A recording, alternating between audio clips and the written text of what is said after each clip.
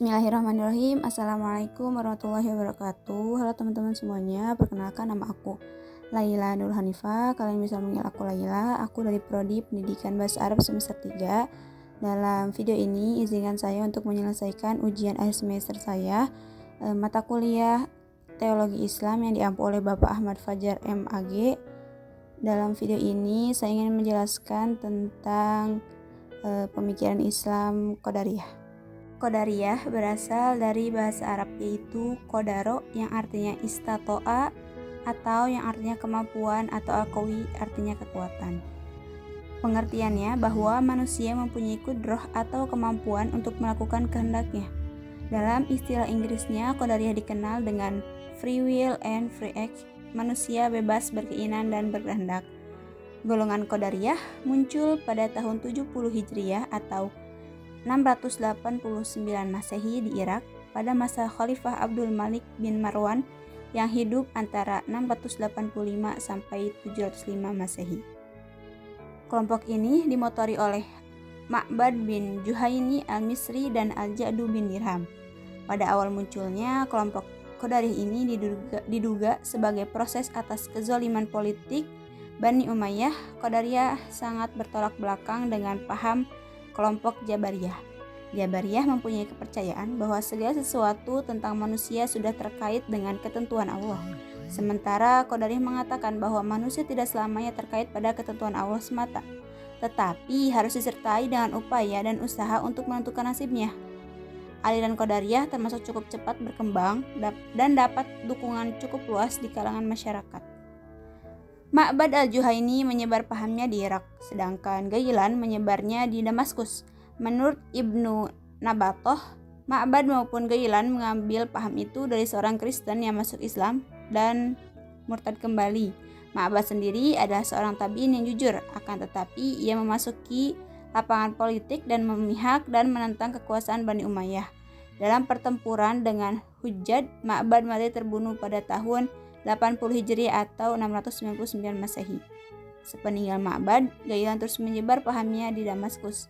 Akan tetapi ia mendapat tantangan dari Khalifah Umar bin Abdul Aziz. Setelah wafat Umar, Ghailan terus menyebar pahamnya sehingga akhirnya ia mati dihukum oleh Hisam bin Abdul Malik. Sejak terbunuhnya tokoh-tokoh Qadariyah, bukan berarti aliran Qadariyah ikut terkubur bersama tokohnya. Meskipun dari kalangan minoritas, paham Qadariyah dihidupkan terus oleh kelompok Mu'tazilah dan dibangkitkan kembali oleh kalangan para pembaru Islam di zaman modern. Qadariyah ini melahirkan pemikiran tentang perbuatan manusia. Qadariyah menganut paham kebebasan manusia dalam berbuat.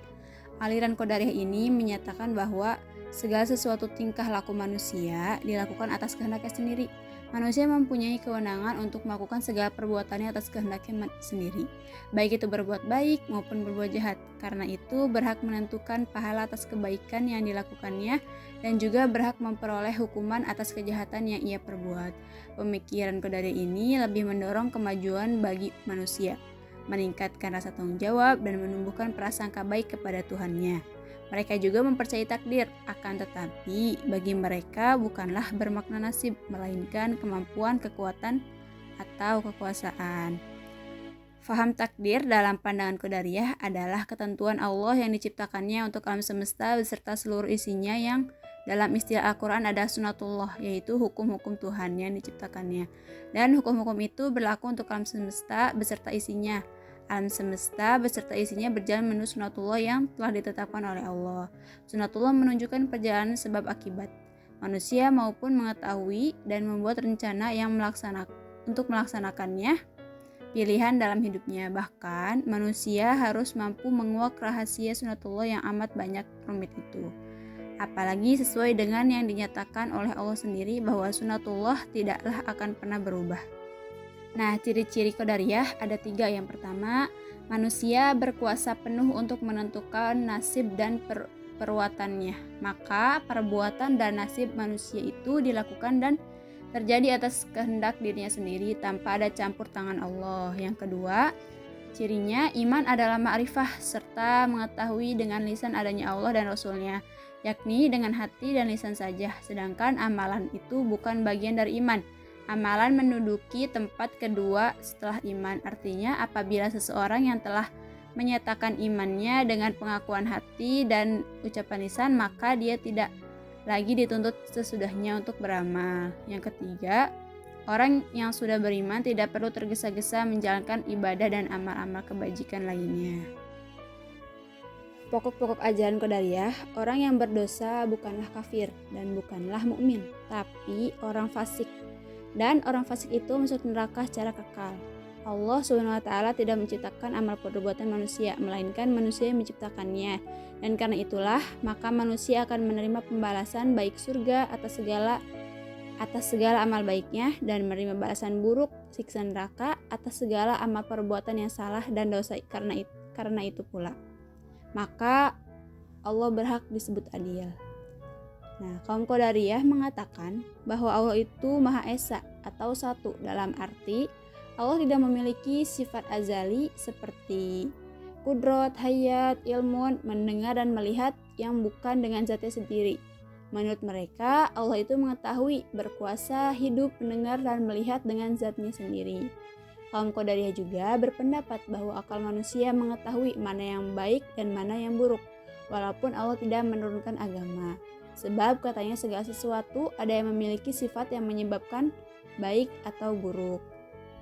Al-Quran yang sejajar dengan pemahaman Qadariyah adalah yang pertama, surat Al-A'raf ayat 11, yang artinya, baginya ada yang menyertainya secara bergiliran dari depan dan belakangnya, yang menjaganya atas perintah Allah. Sesungguhnya Allah tidak mengubah keadaan suatu kaum hingga mereka mengubah apa yang ada pada diri mereka. Apabila Allah menghendaki keburukan terhadap suatu kaum, tidak ada yang dapat menolaknya dan sekali-kali tidak ada pelindung bagi mereka selain Dia.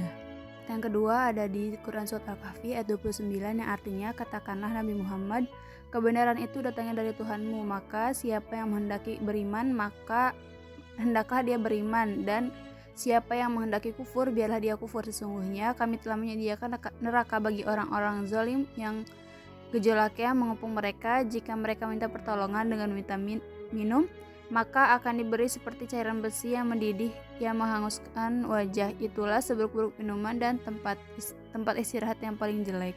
Yang ketiga ada di surat Ali Imran ayat 165 yang artinya, apakah ketika kamu ditimpa musibah kekalahan pada perang Uhud, padahal kamu telah memperoleh kenikmatan 2 kali lipatnya pada perang Badar? Kamu berkata, dari mana datangnya kekalahan ini? Katakanlah itu dari kesalahan dirimu sendiri. Sesungguhnya Allah Maha Kuasa atas segala sesuatu. Yang keempat ada di Quran Surat Fussilat ayat 40 yang artinya, sesungguhnya orang-orang yang mengingkari tanda-tanda kebesaran kami, mereka tidak tersembunyi dari kami. Apakah orang-orang yang dilemparkan ke dalam neraka itu lebih baik, ataukah yang datang pada hari kiamat dengan aman sentosa? Lakukanlah apa yang kamu kehendaki, sesungguhnya Dia Maha melihat apa yang kamu kerjakan. Oke, segitu yang dapat saya sampaikan. Jadi saya menganalisis bahwa saya berpendapat, tapi tidak 100% pendapat yang saya berikan kepada Qadariyah, hanya 50% saja. Kenapa? Karena saya sepakat dengan pemikiran Qadariyah, yaitu manusia berhak berbuat baik atau buruk itu sesuai dengan keinginannya dia sendiri. Misal, kamu ingin mendapat nilai yang baik atau nilai yang tinggi, tapi kamu tidak ada usahanya untuk belajar, maka nilai baik itu tidak akan tercapai dengan adanya usaha dari diri sendiri. Segitu saja yang bisa saya sampaikan, kurang lebihnya mohon maaf. Wabillahi taufiq wal hidayah. Wassalamualaikum warahmatullahi wabarakatuh.